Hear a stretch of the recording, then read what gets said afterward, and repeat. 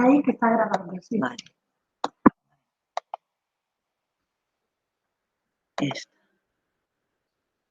¿Quiénes están conectados? No sé, luego lo veremos. Bueno, ahora ya te ven a ti. Espérate. Ay, si hubiera tenido un ratón, hubiera sido... Bueno, pues cuando quieras empezamos. Muy bien, presento. Ahora nos va a hablar Vicente Cristóbal, que es catedrático de latín del Departamento de Filología Clásica. Bueno, tanto él como Dolores Castro, como Juan Luis Alcaz, que si no se me va a olvidar decirlo, son los más fieles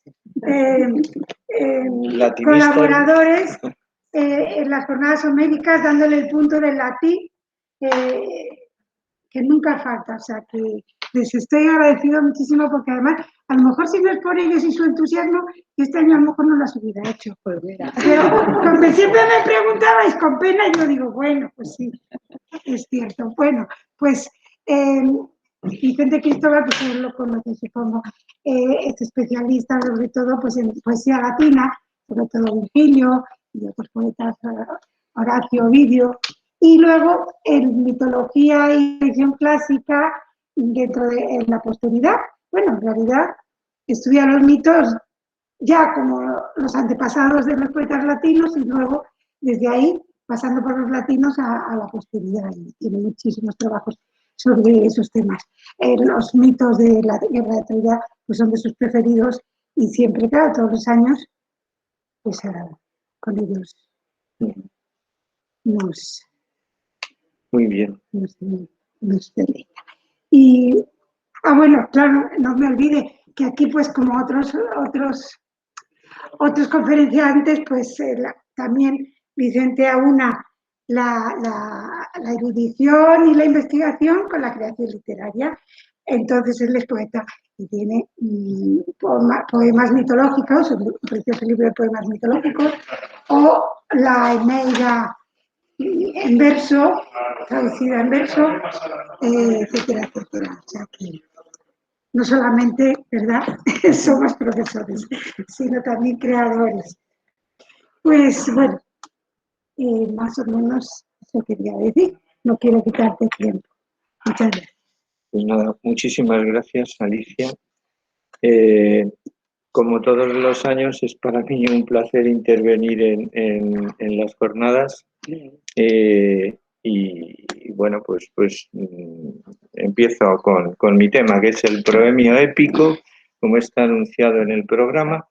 El proemio épico de la Ilíada a la Eneida y a la tradición posvirgiliana. En esta charla lo que me propongo es alumbrar toda esa larga cadena de tradición que, dando continuidad al género épico de las dos obras homéricas, se alarga a través de los siglos en el marco de la cultura occidental y evoluciona, pero con voluntaria y evidente fidelidad a sus raíces. Vamos a ver a Homero, a los descendientes de Homero en la literatura latina y a los que siguen el camino de Homero, de la Ilíada y la Odisea, del poema épico, de la epopeya, en la literatura posterior, especialmente en la española. Así que alumbraré, por lo menos esa es mi intención, el rastro de Homero en el propio cauce genérico, porque luego después hay recreaciones de Homero en muchos otros géneros, ¿no? Pero precisamente en este género de la poesía épica. Y ello a través de la consideración de un solo elemento que es temático y formal al mismo tiempo, el proemio épico. La amplitud del tema, el tiempo del que dispongo, el límite de mis capacidades me impide, ya desde el principio, está claro, la exhaustividad. Y cada uno de ustedes y cada uno de vosotros podrá sumar sin duda muestras y ejemplos a los que aquí voy a dar. Voy a dar unos, pero hay muchos más y no tengo tiempo bueno, ni conozco todos, o sea, pero esto es incluso dentro del género épico, las muestras que podemos citar de proemio que siguen en la línea o que innovan son muchísimos más de los que aquí aduciré. Pero sí que trataré de ofrecer un panorama amplio y representativo. Bueno, iba a decir cuando se llega a un cierto momento de la vida, pero en realidad yo creo que algunos, pues desde quizás de forma natural, nos apetece más conectar las varias parcelas de verdad que conocemos, a las que hemos tenido acceso, que cavar fosas profundísimas en cada una de ellas. O sea que podemos hacer nuestra investigación eso, haciendo un pozo sin fin hasta las entrañas de la tierra, o podemos más bien conectar lo que sabemos de una forma más horizontal, ¿no? Bueno, pues a mí me apetece más desde siempre lo segundo, hay que hacer las dos cosas, hay que ser exhaustivos y profundos en lo que tratamos, pero al mismo tiempo no quedarnos en un rincón, porque la verdad es muy amplia y entonces yo creo que también tenemos que tener esa inquietud de eso que se llama pedagógicamente la transversalidad y conectar nuestros saberes con otros, y sobre todo en el ámbito de la filología, pues un filólogo clásico tiene la llave para entrar y para explicar muchas otras cosas. Y si no se cuenta con nosotros, pues muchas veces las deducciones están faltas de cimientos y de fundamento. No lo digo para decir que somos importantísimos, que desde luego lo somos, sino porque yo creo que es la verdad. O sea, estamos en la base de la cultura occidental y hace falta conocer a Homero y a Virgilio para entender lo que viene después, y si no, pues no se conoce del todo, ¿no? Bueno, aunque hay buena bibliografía sobre el tema, artículos precisos de Van Groningen, Romeo, Wheeler, Máximo Brioso, dentro de España, Antonio Prieto, que estudia pues los poemas italianos con herederos de la tradición antigua que luego tienen una herencia en castellano. Curtius, Ernst Robert Curtius, tiene en su literatura europea y Edad Media Latina un capítulo maravilloso sobre las musas, cómo evoluciona el concepto y el personaje de las musas y el recurso a ellas en la poesía y los cambios y los sucedáneos y cómo a través del tiempo se trata el tema de las musas. Yo recomiendo este capítulo, es precioso y es muy largo también. Bien, pues aunque existe bibliografía para ahondar en distintos aspectos del proemio y su evolución, yo me voy a mover sobre todo en el comentario de las fuentes. Y aprovecho para decir que, desde luego, en fin, puestos en el dilema de atender a las fuentes y atender a la bibliografía, pues desde luego las fuentes. O sea, que ninguna obra escrita sobre una obra determinada puede más decir sobre ella que la propia obra, eso está claro. Entonces, bueno, que tenemos que usar la bibliografía y no tenemos que descubrir Mediterráneos que ya están descubiertos, eso está claro, pero lo que está claro también es que ahí tenemos las fuentes y no nos perdamos leyendo bibliografía secundaria y dejemos de leer las cosas que siendo filólogos clásicos, pues nuestro deber primero sería conocer a fondo toda la literatura griega y toda la literatura latina antes de meternos a leer artículos y tal. Pero bueno, ya estamos viciados desde hace mucho tiempo. Y entonces hay cosas que dejamos y... Bueno, en fin. Bueno, tengo en mi esquema apuntado ahora los agradecimientos, quizá tendría que haber empezado por eso. Agradezco a todos los que estáis aquí, vuestra presencia. Agradezco sobre todo a mis compañeros, amigos de proyecto, que estamos continuamente hablando de nuestras cosas y ya veis que todo lo que, bueno, muchas de las cosas que hacemos pues se benefician de conversaciones y de cambios de puntos de vista, de bibliografía, ¿no? Bueno, pues lo agradezco mucho. Está Alicia, está Juan Luis, está Teresa, está Dolores. Gracias, compañeros y amigos. Gracias a los alumnos y a las alumnas que os veo por aquí. Y bueno, pues vamos a por ello. Es plenamente lógico y natural, al principio de un discurso largo, en una obra de cierta longitud, como la que por norma tienen los poemas épicos, las epopeyas al menos, que poema épico no solo es la epopeya, también hay una versión de poema épico promovida por los poetas alejandrinos. David, buenas tardes. Por los poetas alejandrinos y seguida por los neotéricos, el epilio. Bien, pues sobre todo en las epopeyas, en los epilios también, pero quizá menos, avisar de aquella materia de la que se va a tratar, para que el auditorio o los lectores destinatarios sepan mínimamente a qué atenerse y decidan si la cosa va a ser más o menos de su interés. O como dice Aristóteles en la retórica, el preámbulo tiene como objetivo que se sepa de antemano de qué trata el discurso y su comprensión no quede en suspenso, pues lo indefinido provoca desconcierto. Tal vez no sea sino una pura cuestión de deferencia convertida en norma retórica. Eso es lo que sucede en el poema épico clásico ya desde Homero, como bien sabéis. No solo ocurre esto en el ámbito de la épica, sino que es frecuente en la literatura en general anunciar mínimamente lo que viene a continuación. Así también en muchos de los géneros poéticos de la antigüedad grecolatina, con asiduidad en unos o con intermitente frecuencia en otros. Por ejemplo, Horacio de vez en cuando en sus odas empieza invocando a la musa. Acordaos, alumnos de Catulo, que en el primer poema ya dice, oh Virgo patrona, también, pues en el primer poema ya también piensa en la musa. Pero en la épica esto es normativo, podríamos asegurar, lo cual no quiere decir, sin embargo, que no haya casos de ruptura ya desde antiguo de esta norma general y que se empiece algunas veces de manera brusca, sin presentación de ninguna clase, sin invocación a la deidad, con inmersión en el argumento desde la primera palabra. Por ejemplo, el poema 64 de Catulo, Epilio sobre las bodas de Tetis y Peleo, que como sabéis empieza ya, Pelia, Coco, Andam, Prognata, Ewertic, Epinus, empieza ya contando el asunto, sin decir voy a hablar de esto, que sería muy difícil porque habla de una cosa dentro de otra, ya sabéis, y sin invocar a nadie.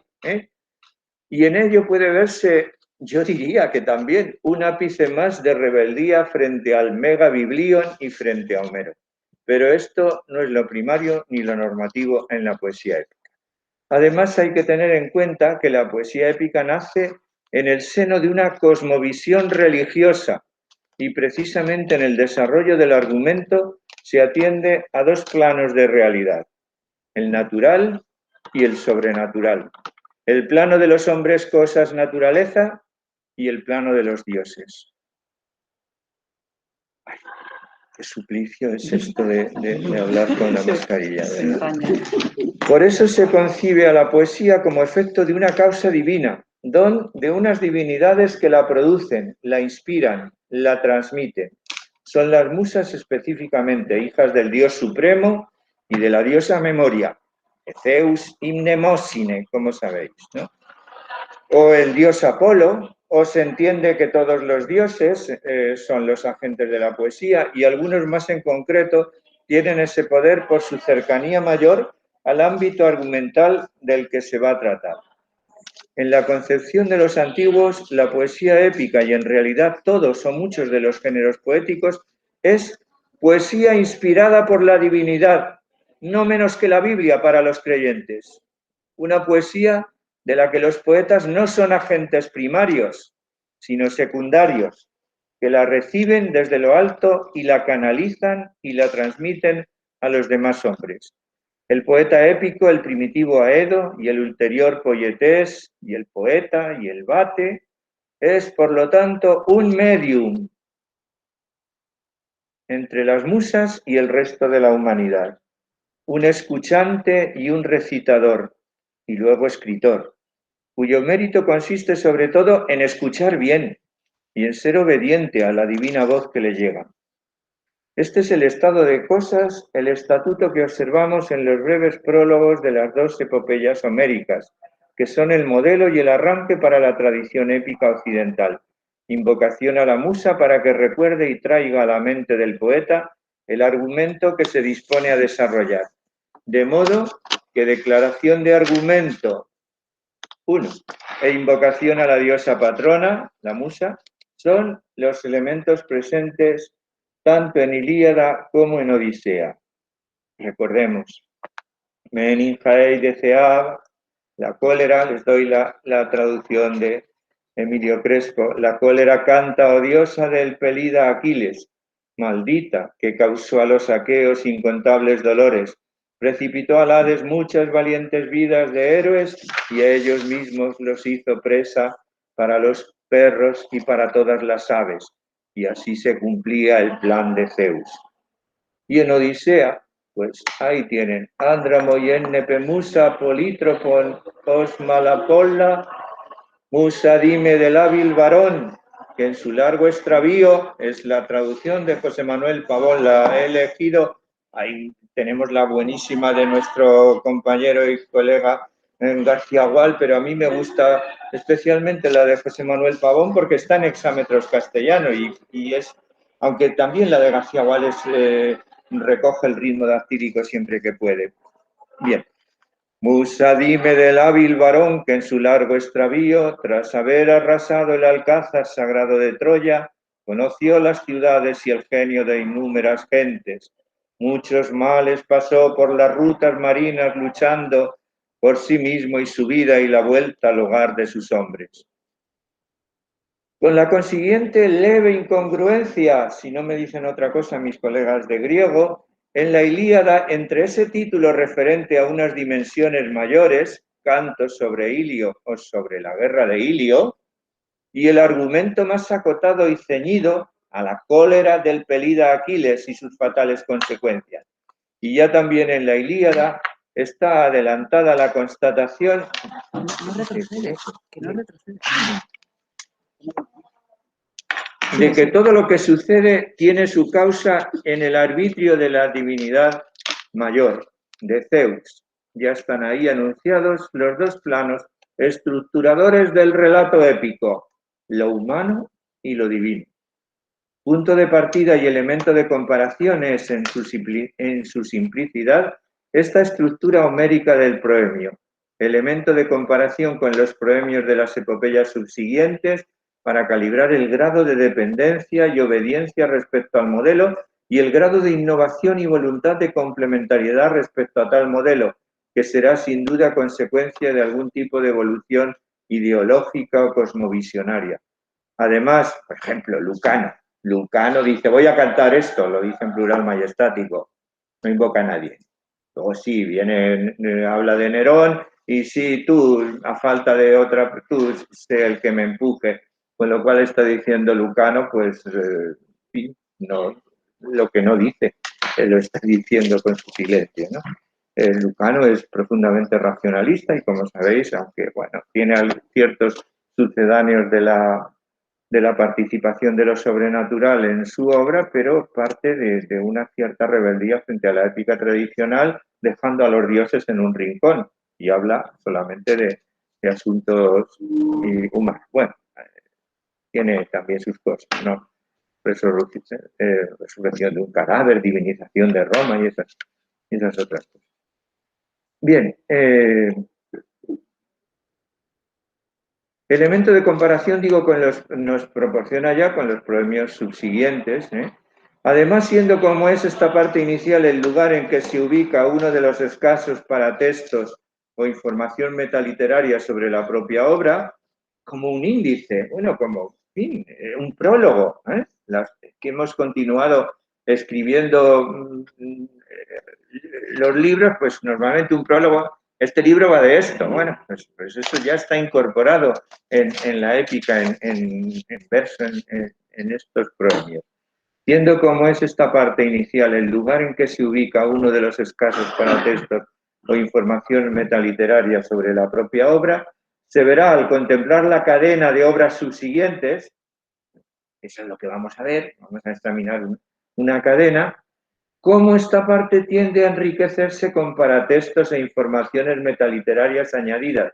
Por ejemplo, en un momento dado, la dedicatoria a un personaje real. Eso, que yo recuerde, no aparece en la épica hasta Lucano por influjo de lo que ha ocurrido ya en la poesía didáctica en las geórgicas de Virgilio. La alusión a los modelos previos. Más adelante hay ya proemios en los que dice, bueno, yo voy a seguir la pauta de Homero y de Virgilio, por ejemplo. Y ya nos da otra indicación. O la constatación de la novedad del tema. Nadie ha hablado sobre esto, seré yo el primero que tal. Bueno, pues se van añadiendo informaciones, ¿no?, a esta presentación. Pero también el proemio, tal y como queda propuesto y tipificado en las dos epopeyas de Homero, sirve no solo de referente y modelo para sus seguidores, sino de emblema y sello distintivo del género épico. A partir del proemio de una obra, y no solo a partir de su métrica, podemos hacer deducciones acerca del género en el que se pretende incardinar, en el que si hay alguien que escribe un poema narrativo y hay otra serie de ingredientes, pero empieza por este proemio, pues bueno, en fin, yo creo que es algo muy a considerar el tener en cuenta que en la mente del autor está el que quiere seguir dentro del cauce del género épico. Sí me parece, por ejemplo, en las Metamorfosis de Ovidio, muy discutido este género, porque ahí hay un totum revolutum de influjo de muchos otros géneros, pero el poema empieza diciendo, voy a hablar de esto, dioses, inspiradme para que... Bueno, a mí me parece que eso ya es muy indicativo, ¿no? Hay ya en Homero y a partir de Homero una paulatina toma de conciencia del poeta como autor y agente de su obra. Todo en la Ilíada, no tanto en el proemio, sino luego en sucesivas invocaciones a las musas ya sale el moi del poeta, ¿no? Musas inspiran. En el proemio, este primero no, pero en la Odisea ya desde, como veis, NP, moi, NP musa, ¿no? Ya son los únicos lugares donde aparece el yo del poeta, ¿no? El poeta, ya sabéis, poesía épica canta, cuenta, mientras que en la poesía lírica puede que, depende, Horacio no habla tanto de él, pero sí que en poesía lírica los poetas hablan de sí mismo y de su visión del mundo y tal, de su yo. En la poesía épica el poeta queda absolutamente escondido. A ver, en la Eneida hay unos cuantos pasajes que hay que buscarlos con lupa, por ejemplo, donde Virgilio se trasluce, pocos. El poeta está escondido detrás de su relato, ¿no? Pero ya hay algunos indicios, ¿no? En Homero incluso, y a partir de Homero, una paulatina toma de conciencia del poeta como autor y agente de su obra, no solo medium, que dice lo que dice la musa, no solo eso. El moi no está en el proemio de la Ilíada, pero sí en esas invocaciones renovadas que salpican el poema. Pero sí que está ya en el proemio de la Odisea. Y está la primera persona del singular, voz del poeta, alternando con frecuencia con la invocación a la musa o incluso superponiéndose a ella, en los proemios de muchos de los himnos homéricos. Bueno, aquí sin embargo, las invocaciones de los himnos homéricos parece que quieren emular a Homero, pero al mismo tiempo está claro, a mí me parece, que son, aunque muy narrativos, pero yo diría que ya son poesía lírica, o una mezcla que caben ya desde el principio, digamos que misturas entre lo épico y lo lírico. Y esta referencia al yo irá ganando terreno, bueno, pues por ejemplo, en la pequeña Ilíada también, que conservamos el proemio, Canto a Troya, ya este poema épico antiguo, algo posterior a Homero, del que nos ha quedado algún fragmento y que sabemos que hablaba sobre la guerra de Troya también. Se nos conservan los dos versos iniciales, se los conserva en la vida de Homero el pseudo-Heródoto. Canto a Troya y a la tierra Dardania, pródiga en potros, en torno a la cual mucho sufrieron los dánaos servidores de Ares. De todos estos poemas épicos tiene la traducción el profesor Bernabé en la colección griega. Y en los himnos homéricos, pues alternan ya la invocación a la musa con el comienzo por cantar en el himno a Artemis, voy a conmemorar en el himno a Apolo, canta musa a Hermes, hijo de Zeus y Maya, en el himno a Hermes, de manera que esos dos maneras de comenzar a veces se juntan, pero con una de ellas basta, porque para introducir el tema del que se va a hablar y para informar de lo que viene a continuación. Bien, y pasamos, así vamos de rápido, ya sé que vosotros con vuestros profesores de griego, deteneros todo lo que queráis en los poemas de la Ilíada y de la Odisea, yo ya paso. Apolonio de Rodas, damos un salto tremendo. Apolonio de Rodas, siglo III, si no me equivoco, antes de Cristo, autor de las Argonáuticas, un poema ya mucho más reducido en su extensión que el de Homero, ya en cierto modo, aún así, parece que Calímaco y él tenían un cierto visión contraria y tal, pero en cualquier caso ya es un poema muy reducido en extensión, en 4 libros frente a los 24 que no era al principio, parece ser, o sea que la división en libros es alejandrina de Homero. Bueno, es ya un poema de extensión más reducida y con unas características diferentes, donde ya entra el tema del amor con todo su poderío, el amor de Medea, lo sentimental, la presencia femenina que va increciendo en la épica hasta llegar a... Desde luego, Ovidio es el que en la literatura latina ya digamos que hace casi ya tiene paridad en los protagonistas, mujeres y hombres en las metamorfosis, y eso queda ya en Ludovico Ariosto, como vamos a ver, en el Orlando Furioso, el canto, las damas y los caballeros. Empieza. La poesía épica, sabéis que es una poesía masculina por excelencia, donde se pondera sobre todo el valor y se habla de la guerra y de acciones masculinas. Pero poco a poco van entrando las mujeres. En la Eneida tenemos, aparte de Dido, esa otra mujer del libro 11, Camila, en fin, y poco a poco va, ya aprovecho para ponerme a tono con la fecha también que celebramos, ¿no? Bueno, pues Apolonio de Rodas, tienen ustedes ahí el proemio. Comenzando por ti, Febo, evocaré las hazañas de los antiguos héroes. ¿Veis? Yo, comenzando por ti, la divinidad, las dos cosas unidas. Que allende la boca del Ponto y a través de las rocas cianeas, por mandato del rey Pelias, guiaron la sólida Argo en pos del vellocino dorado. En cuanto a la nave, los cantores de antaño ya celebran que Argos la construyó bajo instrucciones de Atenea. Ahora yo quisiera contar la estirpe y el nombre de los héroes, las rutas del prolongado mar y cuanto realizaron en su errante marcha. Que las musas sean inspiradoras de mi canto. Es la traducción de Mariano Valverde que tienen ustedes en Editorial Grego. Bueno, pues ya ven, tenemos aquí la primera persona como sujeto del canto, la declaración del argumento, la invocación a Apolo y a las musas, todo junto, ¿no? Eso mismo vamos a ver en la Eneida, no la invocación a Apolo, pero sí todo lo demás. Pasamos, damos un salto no cronológico, sino geográfico, a la literatura latina. Estos 3 poetas arcaicos, poetas épicos, Livio Andronico, Nevio, Ennio, por suerte conservamos algo del proemio de estos 3 autores que, como sabéis, se nos han conservado fragmentariamente. Livio Andronico traduce la Odisea de Homero y la traduce al verso nacional romano, el Saturnio. Entonces, los elementos nacional romanos y los elementos de herencia griega se conjugan.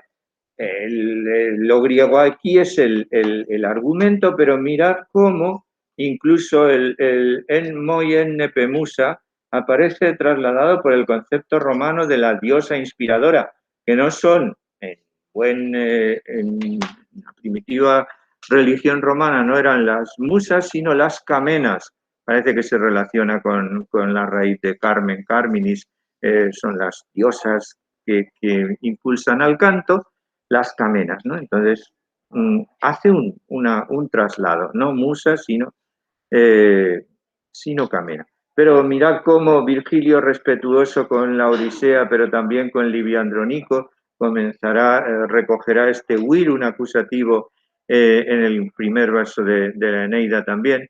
Curioso es que este imperativo, inseque, es un verbo arcaico latino que es justamente de la misma raíz, conservando la inicial que se ha perdido en griego, del verbo eneipo, el mismo, inseque es el mismo verbo que se conserva en latín, solamente en estos casos, pero debía encontrarlo Livio Andronico, acordarse de que de la misma raíz, hace una traducción muy ajustada, ¿no? Al varón de los muchos trajines, el versutum es el polítropon, es el de las muchas vueltas. Hace una interpretación que traduce por asendereado muy bien nuestro colega García Gual. Dime, Camena, es un Saturnio. Y aquí esto es romano, el tema es griego, ved cómo cuando imitan, pues tratan de tomar algo de ellos, pero poner algo de Roma, ¿no? Y el verso, el hexámetro es trasladado por el Saturnio, que es un verso, como sabéis, de muy difícil métrica. Parece que se dice que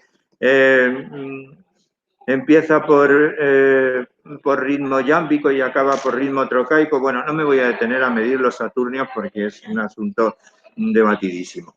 Pero virum mi camena inseque versutum.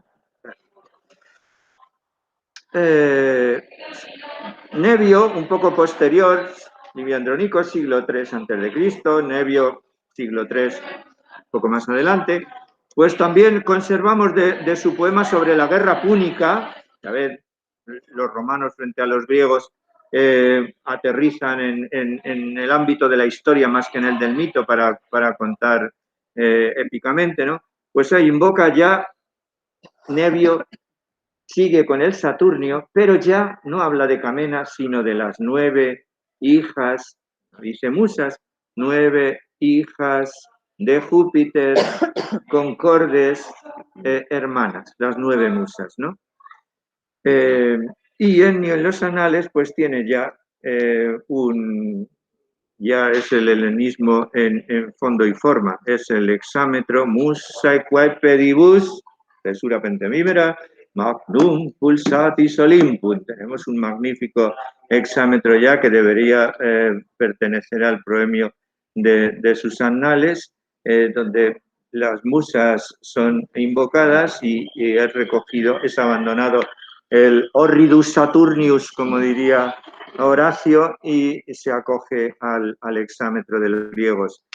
Luego después el proemio de Ennio en los anales es curioso, sigue y es un ejemplo de cómo se van ampliando en paratextos, porque parece que cuenta que se le apareció Homero, referencia al modelo, en sueños y le informó de que en realidad, según la teoría pitagórica, siguiendo pautas pitagóricas, Ennio era Homero, el alma de Homero, después de haber pasado por un pavo real, se metió dentro del cuerpo de Ennio, de manera que tenlo en cuenta, Alicia, porque para Ennio es el Homero en principio, según decía él, ¿no? Cosas curiosas. Igual que Pitágoras decía que él había sido Euforbo en la guerra de Troya. Bueno, parece que todo esto estaba ampliando, nos conservan fragmentos y no tenemos un conocimiento real en el proemio de los anales de Ennio. Bien. Y a pesar del título, pues las cosas no se contaban como en los anales historiográficos. Se llama así anales, pero sí que la analística y la épica cuentan las cosas de manera radicalmente distinta. Los anales año por año, y la épica empieza por lo segundo, vuelve a lo primero, ya sabéis, con saltos de tiempo. Entonces, parece ser que también había esto en los anales de... no sé cómo vais de tiempo, aterrizamos Virgilio, pasamos a Virgilio. Y llegamos al prólogo de la Eneida, que es una suma de muchas cosas, a ver si consigo explicarlo. Arma virumque cano Troia qui primus aboris Italiam fato profugus Laviniaque veni, litora multi letteris jactatus et alto, vis superum saevae memorem junonis oviram, multa quoquet passus dum condere turben inferretque Deos latio, genus unde latinum albanique patres ad qualta Moenia Romae.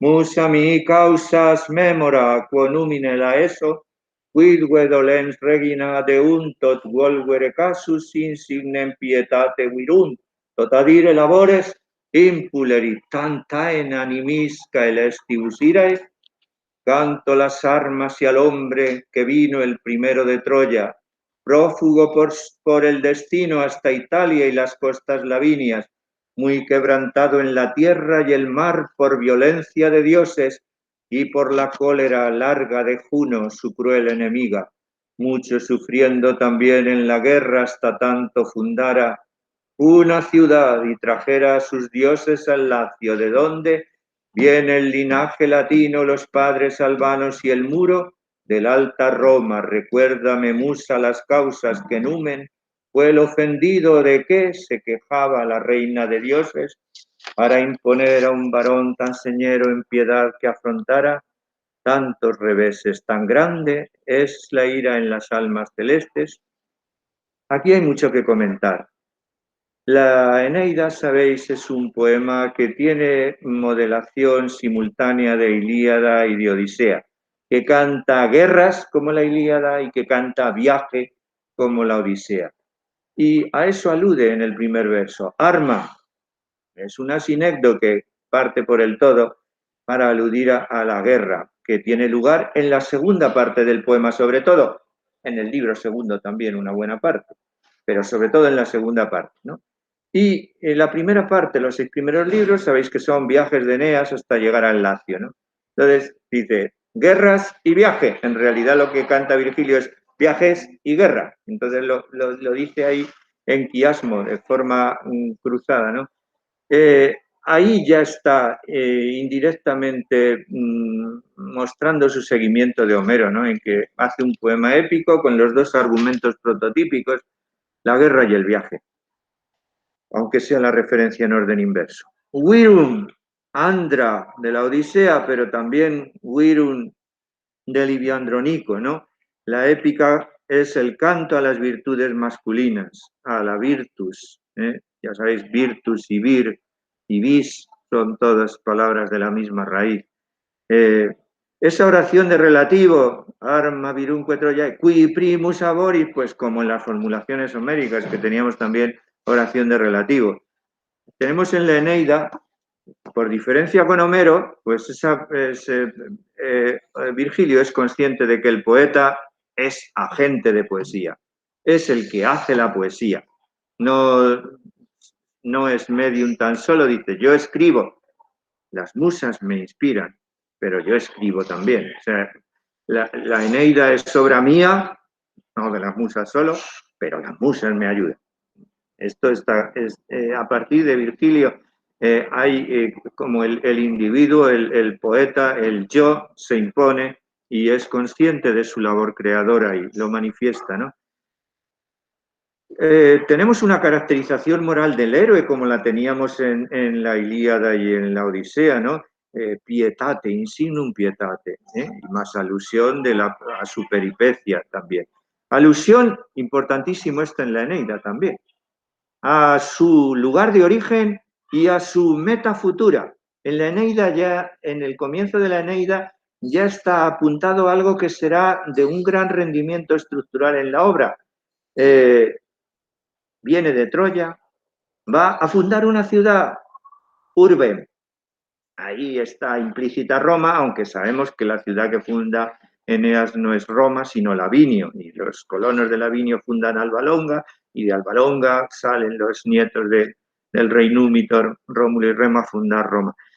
Hay una cierta ambigüedad. Entonces, toda la Eneida es la narración de hechos en un tiempo real, pero con retrospecciones continuas hacia Troya y con prospecciones hacia Roma. Eso ya está anunciado aquí, en el origen y la meta que tiene el héroe. Y alusión al plano teológico y la cuestión introducida. Virgilio tiene, en fin, una obsesión por descubrir el misterio continuamente y no llega a claridades absolutas, pero a lo largo de toda su poesía vemos su tremenda preocupación por esto. ¿Es posible que un dios sea sujeto de odio? Lo dice ahí, ya, en el proemio, ¿no? Al hablar de un elemento que no puede faltar en el poema épico, que es el dios perseguidor, el dios que va a buscarle las costillas al héroe, por así decirlo. Uno, la cruel enemiga. Y ya está la voz del poeta. ¿Cómo puede ser que haya una diosa que pincha y que fastidia? Los dioses tienen rencor y tienen odio. Bueno, la extrañeza y disparidad frente a la tradicional conformación del proemio épico de los 4 versos que algunos manuscritos nos presentan es bien evidente. Por delante del arma virumque cano hay algunos manuscritos que tienen estos versos. Dice, y lego qui quondam gracili, resume, dice, aquel yo que en otro tiempo cantando poemas pastoriles entré luego en las selvas y obligué a los campos a obedecer al labrador, obra grata para los hombres del campo, ahora las armas horribles de Marte, canto. Bueno, pues la crítica está convencida y los últimos editores, ninguno, el traductor de Gredo sí, Javier Chávez Ustaeta traduce estos 4 versos, pero se tiene el convencimiento de que no son virgilianos, aparecen en manuscritos a partir de época carolingia, y en fin, hay noticia en cualquier caso, no podemos estar seguros del todo, pero la disonancia con respecto al Homero y a la tradición que hemos visto hasta aquí es ya un argumento para decir, esto suena como demasiada novedad. Ya sí, es verdad que estoy diciendo que se incorporan paratextos, pero que aquí empiece a hablar Virgilio. Esta Eneida es obra de aquel que escribió primero las bucólicas, luego las geóficas y ahora canto la Eneida. Es demasiada ruptura con respecto a la forma estándar del proemio que hemos visto hasta ahora. Y pasamos a Ovidio. ¿Qué hace Ovidio en las Metamorfosis? Poema épico, todo lo demás que escribe, sabéis, mis queridos alumnos, es poesía elegíaca, pero la Metamorfosis es épica, una épica especial, pero épica. Pues yo creo que está claro que el proemio es un argumento también para sostenerlo, ¿no? Innova fertanimus mutatas dicere formas, aunque la expresión cambia. Dice, animus, mi espíritu, fert, me lleva, dicere, a decir, formas mutatas innova corpora, apariencias, figuras cambiadas en nuevos cuerpos. Este es el argumento. En resumen, voy a hablar de metamorfosis. Es curioso que siendo las Metamorfosis una obra, sí, de cambios de forma, pero también de amores continuos, de aquí, de eso, no diga nada. ¿Por qué no dice nada? Y también voy a cantar amores y tal. ¿Por qué se calla esto, Ovidio? Pues no lo sé, pero podemos elucubrar que ya sabéis que le llega la noticia del destierro precisamente por el arte de amar, cuando ya tiene escritas las Metamorfosis y se ha difundido, pero parece ser que hay arreglos incluso en el prólogo. No sé, es significativo que siendo las Metamorfosis son una epopeya como el título dice de cambios de forma, pero también es una colección de amores de todos los tipos. De eso no dice nada, ¿no? No vaya a ser que, en fin, no sé, se me ocurre pensar, pero es que solo una ocurrencia y una conjetura que intente callar aquello en lo que ya a lo mejor ve que le van a censurar, ¿no? Bien, no habla de las musas, habla de todos los dioses. Pide a todos los dioses que le inspiren. Bueno, y hay di coeptis meis aspirate, dioses, inspirad en mis comienzos, inspirad mi punto de arranque, y desde el origen primero del mundo, conducid mi poema hasta el tiempo de ahora. Ahí hay una curiosa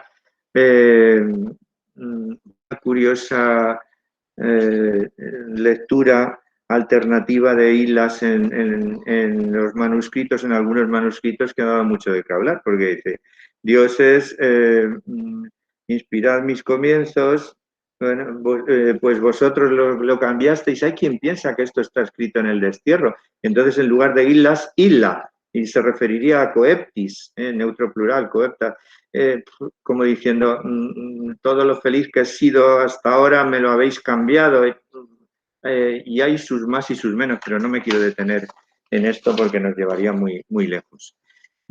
Vamos con Lucano. No sé cuánto. ¿Cómo voy de tiempo? ¿Cómo voy de tiempo? Yo creo que hasta media más o menos. Vale. Pues está. Bien.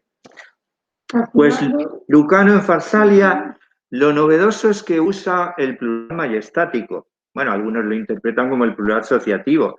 Recuerdo que yo en tercero hice Lucano con el profesor Mariner y recuerdo que nos decía, bueno, ese canimus es que puede ser que como le ayudó en muchas cosas su tío Séneca, no sea un plural majestático sin más, y creo que sea mi tío Séneca y yo cantamos, pero bueno, eso es una interpretación un poco, es el plural majestático normal, ¿no? En lugar de Virgilio ha dicho cano, dice Lucano, bueno, no voy a decir cano, voy a decir canimus, ya está, ¿no? Virgilio ha dicho arma, pues yo no voy a usar la sineto, que voy a emplear bella, ¿eh? Cantamos guerras, bueno. Guerras, he hecho la traducción, me parece que ahí tenemos la traducción de Holgado, pero de esto he hecho una traducción en hexámetros de estos 7 versos. Guerras muy más que civiles cantamos por llanos de Matia, crímenes justificados y un pueblo que siendo potente, contra sus propias entrañas volvióse con diestra triunfante, y formaciones parientes, y roto ya el pacto de mando, la gran batalla de todas las fuerzas del orbe agitado para común perdición. Frente a frente rivales enseñas, águilas sin diferencia, amenaza de picas a picas. Bien, un poco más adelante está la referencia a Nerón y dice, bueno, pero si todas estas guerras civiles fueron necesarias, fueron el camino torcido para que viniera Nerón, bienvenidas sean. Como diciendo, omnia in bonum, si Nerón es el resultado, es después de muchos giros de la fortuna, pasando por las guerras civiles, pues bien está, ¿no? La introducción de ya, entonces aparece la dedicación a Nerón ya, con nombre propio, cosa a la que tienen una cierta prevención los poetas, a poner el nombre propio de los emperadores o de... No es habitual que, por ejemplo, los poetas de época Flavia, pues bueno, se lo dedican a Domiciano. Algunas veces puede ser porque el nombre no entre en el esquema del hexámetro, pero otras veces pues puede ser porque no quieran ser demasiado explícitos, como si la mención del nombre fuera un signo de demasiado servilismo. El caso es que, constando ya la dedicatoria a Octavio en las Geórgicas, en el proemio del libro primero, pues muchos elementos de esa dedicatoria de las Geórgicas pasan al poema épico con Lucano, ¿no? Y bueno, ya veis, no hay musa que valga aquí. Aquí dice Lucano, yo canto y ya está. y debe ser que como era un asunto relativamente reciente, no necesitaba a ninguna hija de la memoria que se lo refrescase, lo tenía muy claro. El caso es que allí falta el elemento ese de invocación a lo divino.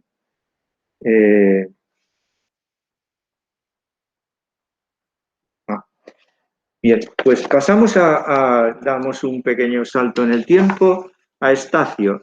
Ya sabéis, poesía épica en latín, pues aparte de estos tres arcaicos y con, bueno, los poetas neotéricos que cultivan el Epilio, luego Virgilio, luego Ovidio, luego Lucano, y en época, sobre todo de los Flavios, sobre todo del tercero de Domiciano, tenemos tres importantes poetas épicos: Estacio, Silio Itálico y Valerio Flaco. Bueno, pues Estacio escribe dos poemas épicos. Uno se quedó muy corto, el Aquileida, sobre la vida de Aquiles, que empieza contándola desde niño, y el otro, La guerra de los 7 contra Tebas. La Tebaida de Estacio es una epopeya que todavía no podemos leer en castellano, no está traducida, ¿no? Está traducida por Juan de Arjona en el siglo XVI. Bueno, no, sí está traducida por Juan de Arjona y Gregorio Morillo, pero es una traducción pues muy, muy poco fiel y además que yo creo que pierde mucho del original. Y es que es un poeta francamente difícil. Estacio es uno de los... Se dice que uno de los más oscuros es Persio, pero yo creo que Estacio le gana en oscuridad. Entonces, bueno, está todavía pidiendo que ser traducido en la editorial Gredor, no lo busquéis, que todavía no está. Entonces, yo he hecho la traducción de este proemio que tienen ahí y se la leo, porque pues viendo esa falta y picado por la cosa de traducir a Estacio, hace ya mucho tiempo me propuse meterme con el tema, pero no acabé ni el libro primero. Esto sí que lo tengo, ¿no? Penetra en mi espíritu un ardiente deseo, donde las piérides de historiar las fraternales huestes. Entonces lo traducía en prosa, todavía no me había dado a mí Es que traducir en hexámetros de Estacio es ya... de verdad. Los cambios sucesivos de gobierno motivados por sacrílegos rencores y la culpa de Tebas. ¿De dónde, diosas, me ordenáis que parta? ¿Cantaré acaso los orígenes de este pueblo sanguinario? El rapto de la doncella Sidonia y el inexcusable compromiso que obligaban las órdenes de ajenos. Bueno, sabe toda la mitología, Estacio clarísimamente. Es que tenía un padre que era profesor de literatura y enseñaba literatura en Nápoles. Entonces, bueno, está claro que tenía buena bibliografía en casa y la aprovecha, ¿no? La búsqueda minuciosa de Cadmo a través de los mares, larga es la cadena de sucesos por la que habría de remontarme, si contara la historia de aquel trémulo sembrador del acorazado Marte, ya sabéis, Cadmo, los dientes del dragón, que hacía brotar combates de los surcos abominables. Además hay que traducir al Estacio, es poner continuamente notas, porque todo es perífrasis mitológica. Yo creo que es el fundamento de Góngora, pero en fin, eso todavía está por explorar, ¿no? Y si con todo detalle expusiera sucesivamente con qué música Anfión, no Anfión, la I es larga, mandó que los montes se acercaran para formar los muros tirios, de donde surgieron los funestos enconos contra unas murallas parientes de Baco, obra esta de Juno la Cruel, contra quien empuñó el arco el desdichado Acamante, porque no tuvo miedo del inmenso mar Jonio, la madre de Palemón. Y no sabe usted quién es, pues lo sentimos, ¿no?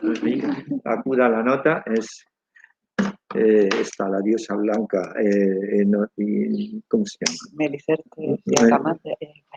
Ino, exactamente, sí, Ino, que acompañándose de su hijo Melicertes se arrojaría a él. Y tú, que has sido añadido como ornamento a la fama del Lacio, aquí está la mención de Domiciano, sin nombre, la referencia, la dedicatoria, a quien afrontando oportunamente los recientes proyectos de tu padre, Vespasiano, Roma desea larga vida en favor suyo. Tiempo vendrá, dice, ya haré una epopeya sobre ti, ahora voy a cantar esto que me apetece más, pero le promete que en el futuro le va a hacer una Domicianeida o como la quiera llamar, ¿no? Nunca la hizo. Que sepamos, ahora templo las cuerdas de mi lira para narrar con suficiente amplitud los ejércitos de Aonia. Curioso que dice Kelly, concha de tortuga, ¿no? Poeta épico, no canta, más bien recita, pero bueno, aquí.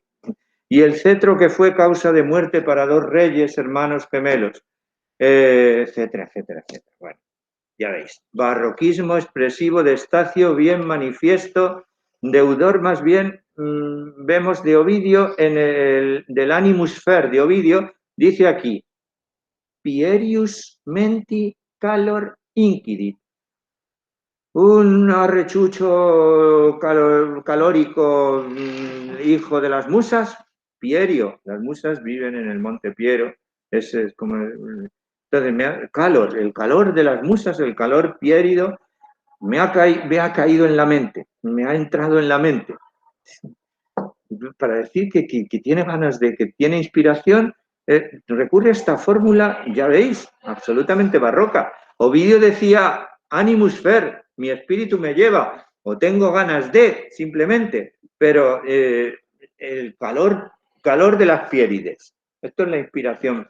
Y bueno, el relato prolijo, ya veis que es todavía más que Ovidio. O sea que en la poesía latina siempre hay veréis poetas que son parcos y dicen dos o tres cosas y vale. Virgilio, por ejemplo, más bien parco. Pero Ovidio ya sabéis que lo dice todo, lo cuenta todo, y Estacio ya triple, ¿no? Bueno, pues tenéis el yo canto más la invocación a las musas como diosas, referencia a Domiciano. Bueno, la otra epopeya que escribe y deja incompleta Estacio es la Aquileida, cuyo proemio tienen ahí, y les leo la traducción de Antonio Bernal Tecalle, publicada en un editorial de poca monta de Sevilla, Padilla y Libros, pero está traducida. Claro, son dos libritos solo, y yo creo que es un poquito más clara que la Tebaida. Canta odiosa al valeroso e ácida, progenie temida por el tonante y vetada a sucederle en el cielo patrio. Si bien las gestas más ilustres del varón han sido proclamadas en el canto meonio, alusión al modelo, el canto meonio es el canto de Homero. Meonia se llamaba toda esa zona donde está Esmirna, si no recuerdo mal, donde se decía que había nacido Homero. Faltan no obstante las más, dice, Homero ha contado solo un poquito de Aquiles, la cólera, pero falta muchísimo más. Ojalá quieras, pues así lo deseo, que recorriésemos toda la vida del héroe, presentarlo en Esciros oculto a la trompa de Uliquia, y que no me detuviera en Héctor arrastrado, sino acompañar al joven durante toda la guerra de Troya, incluso después de matar a Héctor. Ahora tú, Febo, si la vieja la hemos apurado de un digno trago, la traducción de tal Antonio Bernalte, la vieja es fuente. Dame nuevas fuentes y ciñe mis cabellos con una segunda corona, pues ni bisoño atravieso el bosque aonio, es decir, ya he escrito la Tebaida antes, el bosque aonio, el bosque de las musas, ni ahora mis sienes crecen con las primeras ínfulas. Ya tuve ínfulas anteriores, ¿no? Me reconoce la tierra dircea, la tierra de Dirces, Tebas, la Tebaida, alusión. Bueno. Y entre los prístinos nombres de sus ancestros, como su anfión, me cuenta Tebas. Pero tú, a quien muy primero, otra vez Domiciano, otra vez le dice, sí, ya voy, pero nunca va, ¿no? A quien muy primero contempla admirado el valor ítalo y griego, para quien florecen a porfía laureles dobles de poeta y de general, porque Domiciano parece que también se dedicó tenía veleidades de poeta como Nerón. A tiempo que uno de los dos se duele de ser vencido, el poeta y el general, dame venia y permite que trémulo sude en esta arena, metáfora. Es decir, sea como poeta, pero como comparación, como que haga yo esta lucha, sude en esta arena por un momento. Hace tiempo que nos ocupamos de ti, pero con preparativos poco asentados aún, es decir, tengo medio escrito ya o ya he empezado a escribir algo sobre ti, dice, pero todavía no lo tengo acabado. Y el gran Aquiles para ti los preludia, después cantaré sobre ti. Bien, pues veis ahí, invocación a la musa, invocación a Apolo, referencia a Homero, alusión a Domiciano, la cosa se va enriqueciendo en esto de los proverbios. Y pasamos ya al gran Silio Itálico, y digo al gran Silio Itálico para compensarlo de lo mal que lo tratan todos los manuales de literatura, que seguramente no se han leído las Púnicas, que son 17 libros y son muy duras de roer, y entonces lo despachan con 2 o 3 menciones diciendo, poeta, seguidor de Virgilio, pero es un poeta buenísimo. Lo tenéis traducido en Acal por un profesor de la Universidad de Extremadura y es su obra una maravilla. Son las guerras púnicas, pero contadas con fuente en Tito Livio, pero a la forma de Virgilio. Yo soy un forofo de Silio Itálico y por eso lo digo. Me dispongo a relatar la guerra que encumbró hasta el cielo la gloria de los Enéadas. A los romanos los llama Enéadas.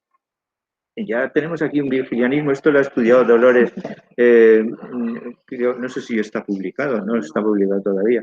Pues es que es continua la referencia con elementos de la guerra de Troya a Roma, ¿no? Obligando al arrogante Cartago a obedecer las leyes de Notria. Permíteme rememorar, musa, las gloriosas hazañas de la antigua Hesperia, nombre de Italia, la tierra de Occidente desde una perspectiva griega. Para los romanos Hesperia era España. Había 2 Hesperias, la más Hesperia, que éramos nosotros, la más de... y la tierra, y para los griegos era tierra de Occidente. ¿Cuántos y cuán grandes héroes engendró Roma para la guerra cuando el pueblo de Cadmo, es que los cartagineses o fenicios y Cadmo, ya sabéis, era hijo del rey de Fenicia también, el fundador de Tebas, ¿no? Rompiendo el pacto sagrado suscitó una lucha por la soberanía. Durante mucho tiempo no estuvo claro en qué baluarte habría que de situar por fin la fortuna, la nueva capital del mundo. Por 3 veces, aquí Silio Itálico está siendo fiel a una tradición romana antigua. Daos cuenta que Nevio escribió ya sobre la guerra púnica. Las guerras púnicas para Roma fueron el momento decisivo en el que empieza su ascendencia imperial, ¿no? Y entonces ese era algo realmente digno de memoria. Allí Silio Itálico vuelve a ese viejo tema, pero ya con Virgilio de por medio lo cuenta todavía mejor, hemos de suponer, porque el otro elemento, el punto de comparación, lo conocemos solo en pequeñas muestras, ¿no? Los fragmentos. Durante mucho tiempo no estuvo claro, dice, por 3 veces y tras funestas disputas los generales sidonios, ¿cómo que sidonios? Sí, Sidonio, Fenicia, Cartago, pues cartagineses, ¿no? Rompieron la alianza jurada en nombre de Júpiter y los tratados con el Senado. Se me ha otorgado el desvelar las causas de una cólera inveterada, etcétera, etcétera, etcétera. Aquí todo el tema de Dido como causante de las guerras púnicas, como virgilianismo está presente en Silio Itálico.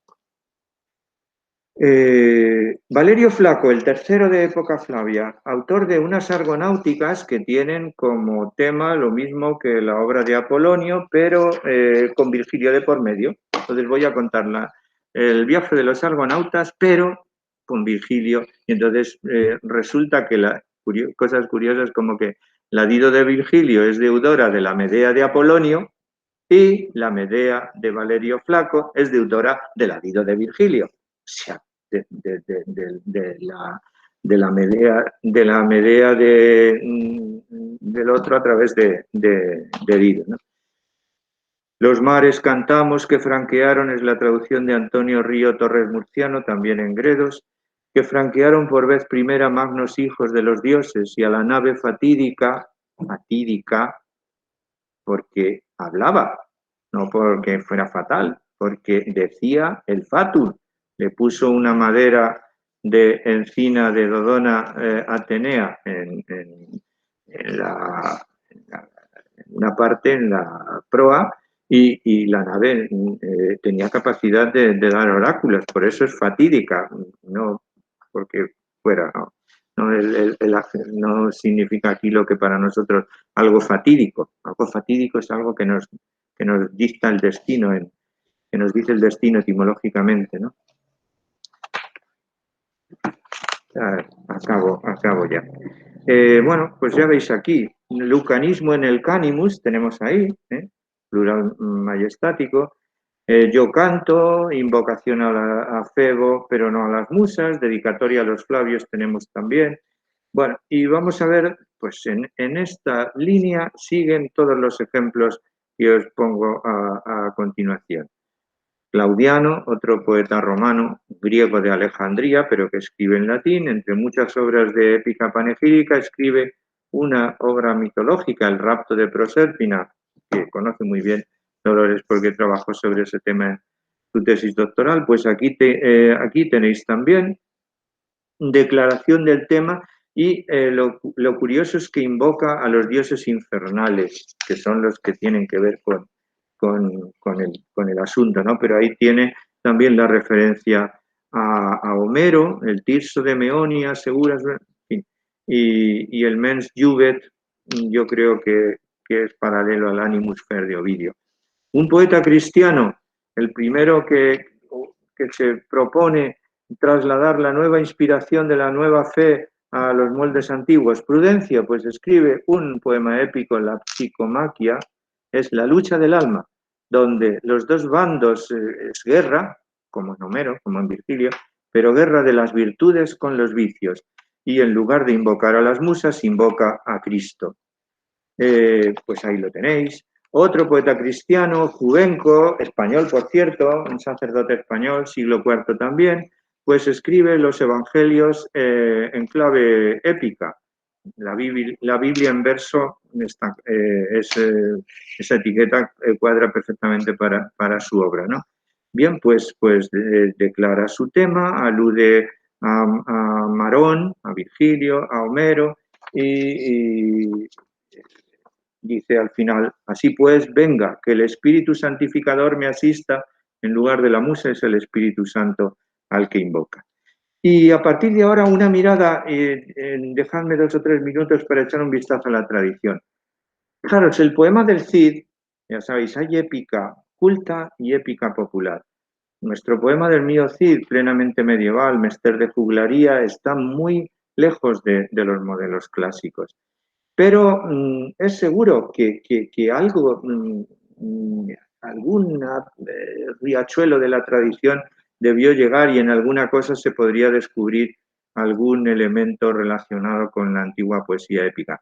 Desgraciadamente, a lo que el premio afecta no lo podemos saber porque se ha perdido las hojas primeras y lo primero es el Cid saliendo de Burgos llorando, pero eso sí, llorando, como todos los héroes épicos que lloran mucho y que los hombres en la épica, que es la poesía de los hombres, sí lloran. Y Walter de Chatillon en el siglo XII escribe la Alejandreida, pues ahí tenemos también ya un poema culto en latín, ya veis, las hazañas del caudillo de los macedonios, dímelo, musa, invocación a la musa. El África de Petrarca, que no lo tengo ahí, bueno, pues habla del africano y también pues sigue la pauta de Virgilio. Dante en la Divina Comedia, otro gran poema épico muy diferente que desarrolla un tema de la épica que es la bajada al mundo de los muertos. Bueno, pues lo que sí que tiene es invocación al comienzo del purgatorio a las musas y al comienzo del paraíso a Apolo. En el infierno se encuentra con Virgilio y es más o menos el que suple, pero no encuentro así un momento paralelo en que exponga de manera resumida de lo que va a tratar. Y pasamos ya a algunos poemas épicos renacentistas. Orlando Furioso de Ludovico Ariosto. Bueno, pues la primera estrofa ya es novedad, porque recoge toda la tradición guerrera de Homero, de Virgilio, pero al mismo tiempo esa incorporación de los amores propias de la metamorfosis de Ovidio. le donne i cavalier l'arme gli amori, le cortesie e l'audaci imprese io canto, che furo al tempo che passaro i mori, d'Africa il mare in Francia nocquer tanto. Lo tendrías que leer tú, ¿no? Seguendo l'ire il giovenil furori, da Gramante lo re, che si die vanto di vendicar la morte di Troyano sopra re Carlo, imperator romano. La traducción de José María Micó, que conozco gracias al regalo de Dolores, está publicada en Austral, maravillosa, haceros con ella. El Orlando Furioso tenemos que leérnoslo. Es un depósito maravilloso de tradición clásica y además está traducido maravillosamente por José María Micó, que es profesor de literatura y poeta y traduce además muy fielmente en octavas reales. Canto las damas y los caballeros, las armas, los amores, las audaces y corteses empresas de aquel tiempo, en que los moros dieron guerra a Francia, cruzando el mar de África y siguiendo a su rey Agramante, airado joven, la ira siempre, para vengar la muerte de Troyano sobre el rey Carlo, emperador romano.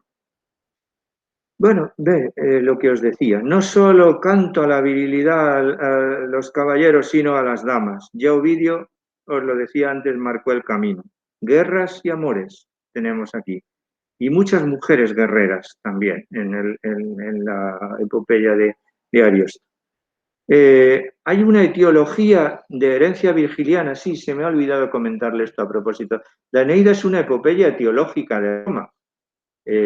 Como la historia sagrada de Roma, y esto es una herencia de la poesía alejandrina, que tenía esa característica, ese afán por buscar las causas. Musa mi causas memora, decía. Bueno, pues el Orlando también, entre otras metas, busca descubrir y elogiar los orígenes de la casa de este. Y bueno, pues en el proemio, en las octavas de más abajo de esta, pues también se refiere a Hipólito de este y te voy a explicar los orígenes de tu casa, ¿no? Bien.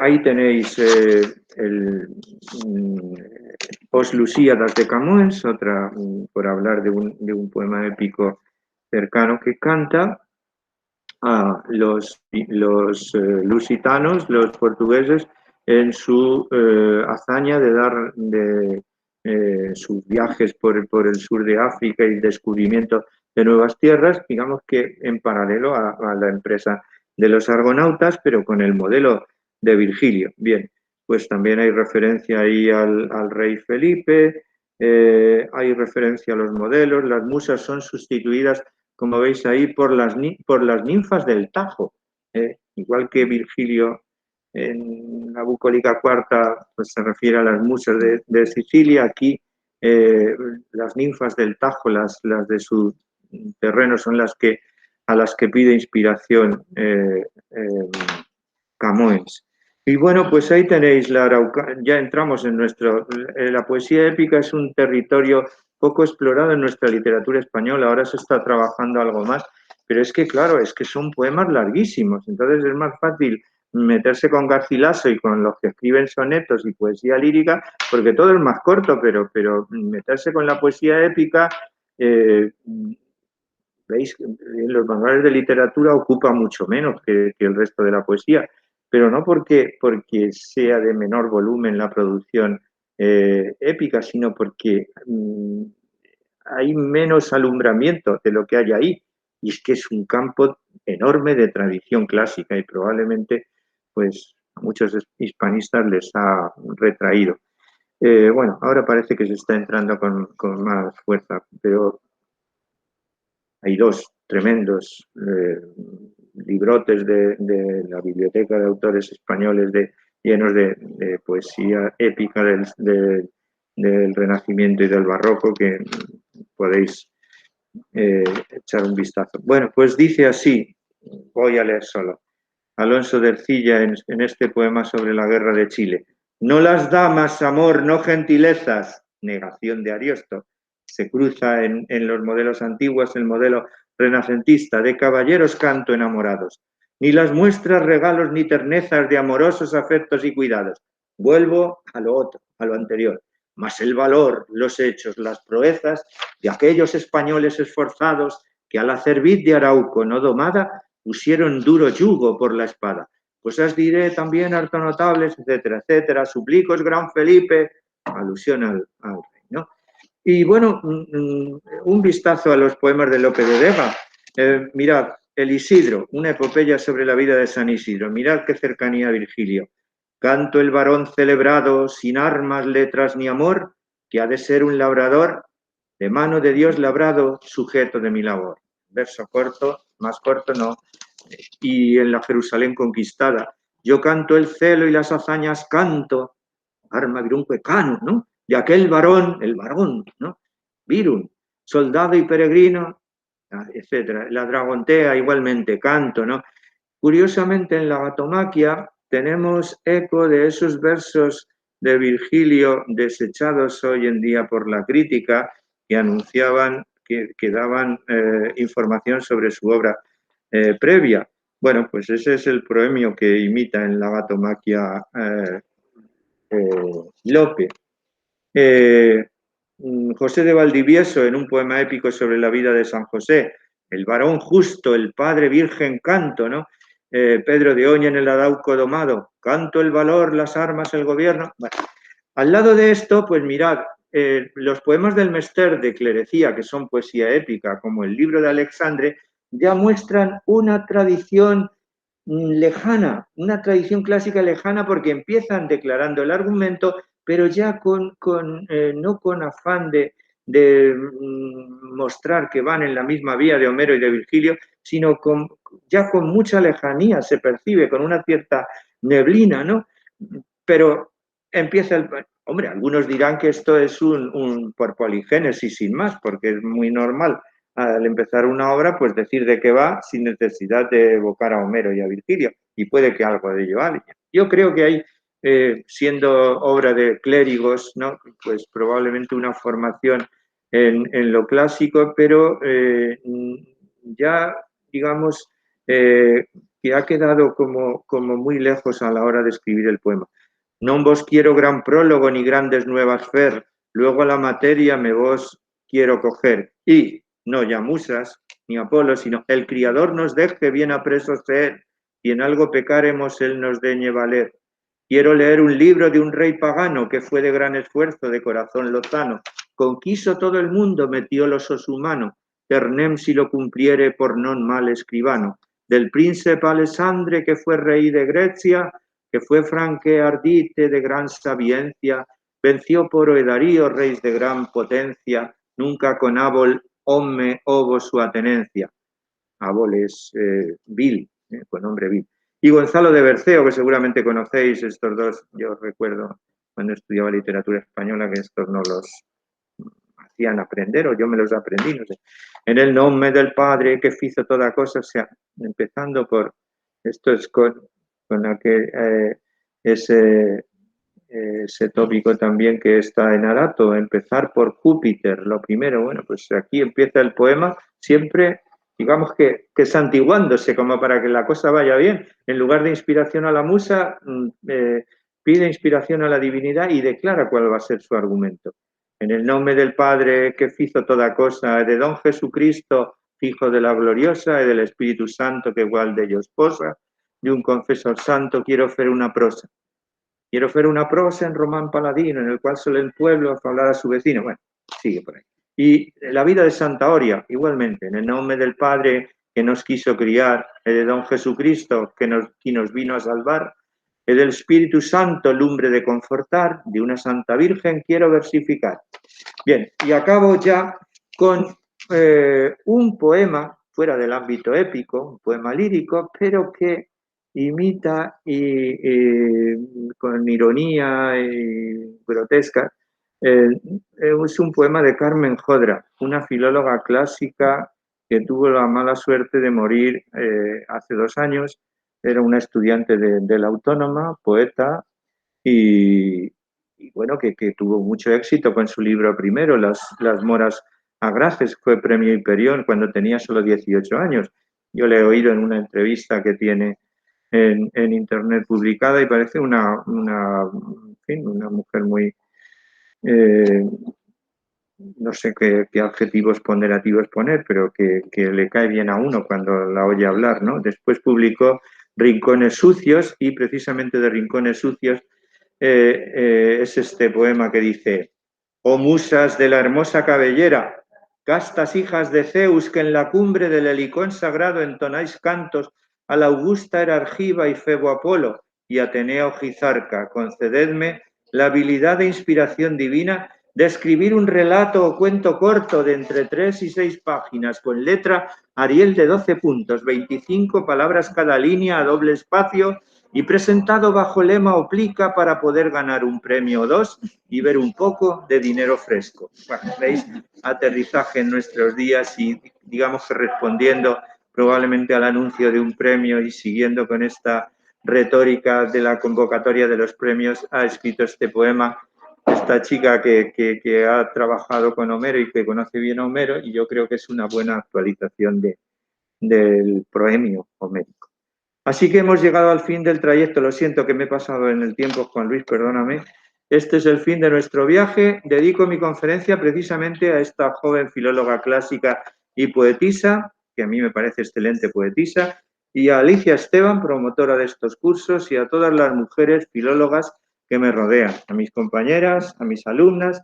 Es mi manera de sumarme a estos días de exaltación de las mujeres que, como os he dicho antes, como argumento fueron entrando poco a poco en los recintos de la épica, un género patriarcal en sus orígenes, desde luego, y casi exclusivamente masculino, pero con paulatina apertura hacia las féminas. Nada más. Y Dios quiera.